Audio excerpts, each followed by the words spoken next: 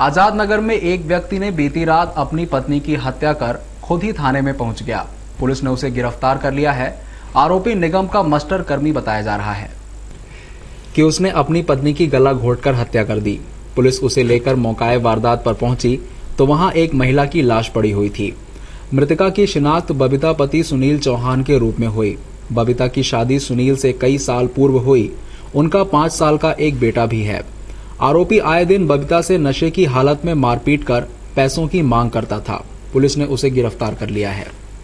मुझे जानकारी लगी कि कोई आजाद नगर में कम्युनिटी हॉल के पास सामुदायिक भवन में कोई चौहान सुनील पिता गम्मू चौहान अनुसूचित जाति का अपनी पत्नी को नशे की हालत में मार दिया, गला घोंट के रस्सी से, जो कॉटन की रस्सी आती है उससे।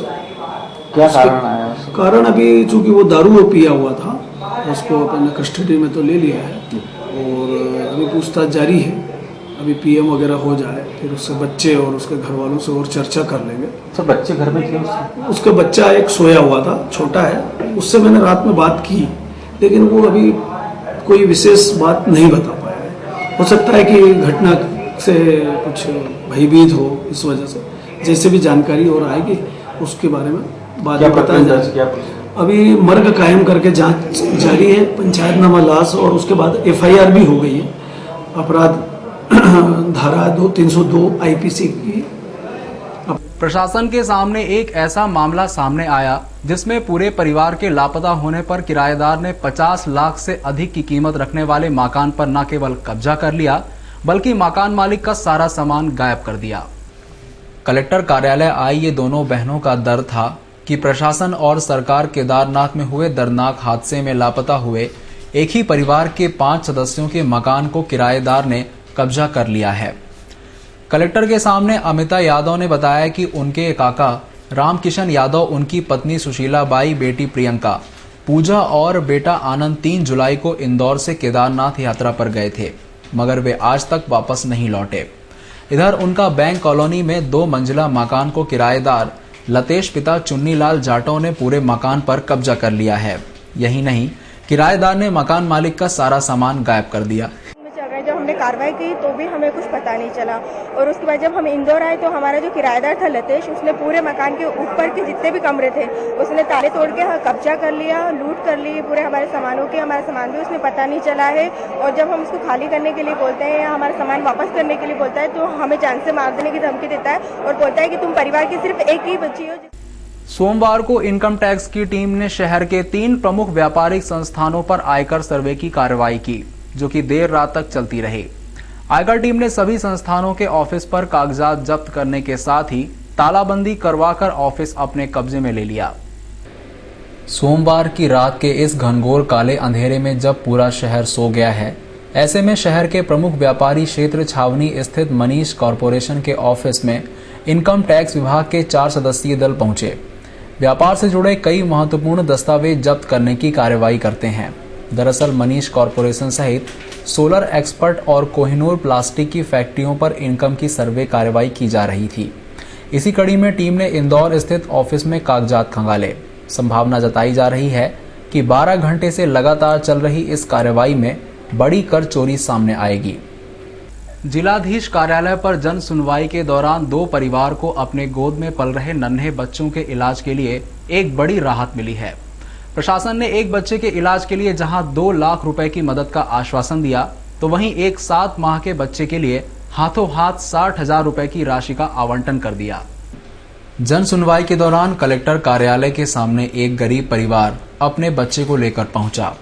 पीड़ित परिवार ने बताया कि उनके बच्चे के दिल में छेद है और डॉक्टरों ने इलाज के लिए 4.5 लाख रुपए का खर्च बताया है। बच्चे के इलाज से संबंधित दस्तावेज को कलेक्टर आकाश त्रिपाठी ने देखा और तुरंत डॉक्टरों से चर्चा की। इसके बाद 2 लाख रुपए तक की आर्थिक मदद करने का आश्वासन दिया। कविता की मां ने बताया कि उनकी 1 वर्ष की बेटी श्रद्धा के इलाज के लिए प्रशासन ने 2 लाख रुपए तो दे दिए हैं, मगर 2.5 लाख रुपए कहां से एकत्र करेंगे, यह सवाल आज भी उनके सामने खड़ा है। 2 लाख रुपए तो मिल गया, उससे आप खुश हैं? कितने खुश हैं आप इसका इलाज करवा रहे हैं? प्रशासन से मदद, प्रशासन को धन्यवाद देना चाहूँगी।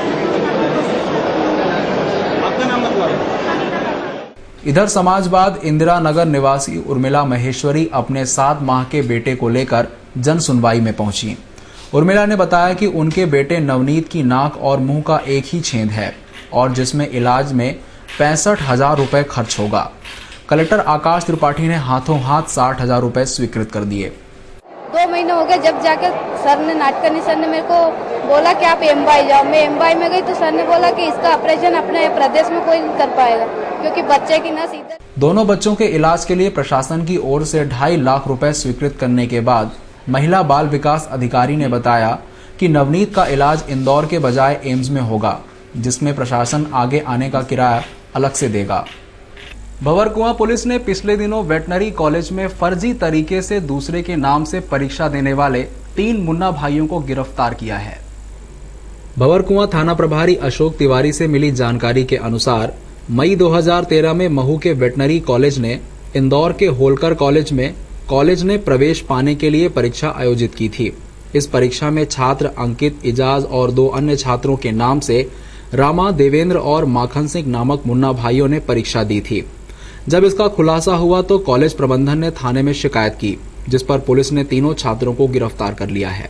ये छात्र जो है वेटनरी कॉलेज में एक एग्जाम हुआ था 3 माह पहले, उसमें फर्जी वाला चला है और उसमें इन 3 छात्रों पे दूसरे छात्र बैठे थे जो परीक्षा दे रहे थे। उसमें 2 छात्र एजाज वगैरह पूरे पकड़े गए और ये 3 छात्र जो है जिसमें देवेंद्र और रामा, देवेंद्र, माकन सिंह ये भी पकड़े गए और इनको गिरफ्तार किया गया प्रकरण में। ये मध्य प्रदेश 4 परीक्षा नियम धारा 419 IPC के तहत गिरफ्तार किया। ये लोग सर जो परीक्षा दे रहे थे पहले जो कॉलेज 3 लड़के 2 लड़के और अभी 3 दे रहे थे, तो इनमें ओरिजिनल कौन है? उसमें ये जो है ये लड़के जो है इनकी जगह पे वो लड़के बैठे हैं, वो लोग दे रहे थे, वो रंगत पकड़े गए थे। उनकी जानकारी के आधार पर ये लड़के इसमें आए कि ID इनका वो लगा के परीक्षा दिया। क्या कार्रवाई कर रहे हैं? इसमें इनकी व्यवस्था की जा रही है और इसमें इनकी पूछताछ से गिरफ्तार किया जाएगा। इनको कहाँ से इनके जो गाँव है वहाँ से लाया गया। सरकारी स्कूलों की लाइब्रेरी के लिए दिल्ली से आई अश्लील किताबों से बवाल मचा हुआ है। इसी बवाल को लेकर मंगलवार को युवक कांग्रेस के कार्यकर्ताओं ने राजेंद्र नगर थाने का घेराव कर दिया। प्रदेश के सभी सरकारी स्कूलों में लाइब्रेरी के लिए 6 से 8 अगस्त तक पुस्तक मेले का आयोजन किया गया। मेले में प्राइमरी और मिडिल स्कूलों की शिक्षक पालक समिति ने किताबें खरीदी थीं। इन किताबों में चिल्ड्रन पिक्चर डिक्शनरी की जनरल नॉलेज की किताब को लेकर बवाल मचा है। अक्षरमाला द्वारा प्रकाशित इस किताब में 3 जगह आपत्तिजनक चित्र है। इस किताब को लेकर शहर कांग्रेस कमेटी के सचिव विवेक खंडेलवाल और गिरीश जोशी के नेतृत्व में राजेंद्र नगर थाने का घेराव किया गया। विवेक का कहना था, खोलने के लिए केंद्र सरकार द्वारा राज्य सरकार जो पैसा दिया गया, तो राज्य सरकार द्वारा कुछ अपने कमीशन खोरे के चक्कर के अंदर उन पब्लिशरों को किताबों को वितरण का ठेका दे दिया, जिन्होंने अपनी अश्लील किताबें यहाँ पे बांट दी हैं प्राथमिक 5वीं और 8वीं तक के बच्चों के लिए। उसी के विरोध में आज हम यहाँ पर आए और हमने आवेदन दिया है इस पर जाँच की जाए और अश्लील साहित्य के खिलाफ पब्लिशर और शिक्षा मंत्री के खिलाफ कार्रवाई की जाए। सोमवार को पुलिस ने 2 बदमाशों को गिरफ्तार किया, जबकि 3 अन्य फरार हो गए हैं। पकड़े गए बदमाश पुलिस बनकर सड़क किनारे खड़े ट्रक वालों से अवैध वसूली कर रहे थे। बीती रात लसुड़िया थाना क्षेत्र स्थित लोहा मंडी से पुलिस ने हरियाणा के जोगिंदर जाट और राजस्थान के नीरज शर्मा को रंगे हाथों गिरफ्तार किया, जबकि इनके साथ 3 और साथी थे जो मौके से फरार होने में कामयाब हो गए। पुलिस गिरफ्त में आए बदमाश पुलिसकर्मी बनकर ट्रक वालों के कागजात देखने के साथ ही अवैध रूप से रुपए की वसूली कर रहे थे। उनको पकड़ा, उसमें से एक पकड़ा गया, बाकी 3 भाग गए थे। एक को और पुलिस टीम ने पकड़ लिया और बाकी 2 अभी भी फरार हैं। तो पुलिस बन के चेकिंग करना चाह रहे थे। क्या अभी तक जो पकड़ाया है उनके साथ के 3 के अलावा भी और कोई सामने आया है इस तरह के? नहीं, अभी ऐसा नहीं है। अभी 2 ये हैं, 2 और है कोई, तो उनके नाम वगैरह लिए हैं। अभी 15 दिन पहले भी विजयनगर थाने एरिया में एक नकली TI बनकर के एक आरोपी पकड़ाया था। क्या उससे इनका कोई संबंध निकला? नहीं, ऐसा नहीं लग रहा। ये सब राजस्थान हरियाणा साइड के हैं। पुलिस ने उत्तर प्रदेश के ट्रक चालक भगत सिंह की शिकायत पर नकली पुलिस बनकर धमकाने और वसूली करने का मामला दर्ज कर आरोपी बनाया है। आरोपियों की हरकतों से पहचान कर फरियादी भगत सिंह ने प्रतिकार किया था।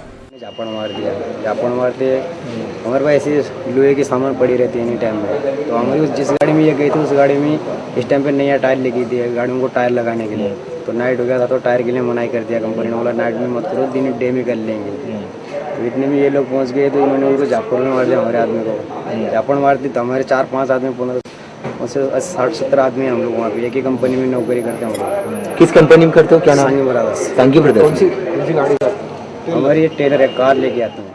मंगलवार को मुस्लिम जागरण मंच के कार्यकर्ताओं ने क्षेत्र के कुख्यात गुंडे के आतंक के खिलाफ जूनी इंदौर थाने का घेराव कर हिंदू संगठन की तर्ज पर नारेबाजी की। पिछले दिनों गुलजार कॉलोनी में मुस्लिम समाज ने भाजपा और ईद रक्षाबंधन के पर्व की शुभकामनाओं के बैनर पोस्टर लगाए थे, जिसे एजाज उर्फ एजू नामक गुंडे ने फाड़ दिया। साथ ही उसका क्षेत्र में आतंक भी है। इसके विरोध में मंगलवार को मुस्लिम जागरण मंच के मुबारिक खान के नेतृत्व में कार्यकर्ताओं ने जूनी इंदौर थाने के परिसर में हिंदू संगठन की तर्ज पर धरना दिया।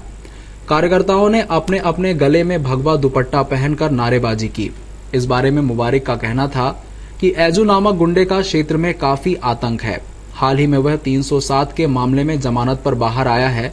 उसी ने हमारे बैनर और पोस्टर फाड़े हैं। गुलजार नगर क्षेत्र का एक कुख्यात गुंडा एजू डान, वो हमारे द्वारा लगाए गए भारतीय जनता पार्टी के और मुस्लिम जागरण मंच के बैनर, ईद की बधाई और राखी की बधाई के जो बैनर हमने लगाए थे उनको एक एक करके उसने फाड़ा और क्षेत्र में जो है शांति का माहौल भंग करने की वो कोशिश कर रहा है। उसकी बहुत सारी शिकायतें पुलिस के पास है। वो कुख्यात गुंडा 307 का भी उसके ऊपर प्रकरण लग चुका है और क्षेत्र के नागरिक उससे बहुत ज़्यादा परेशान हैं। लेकिन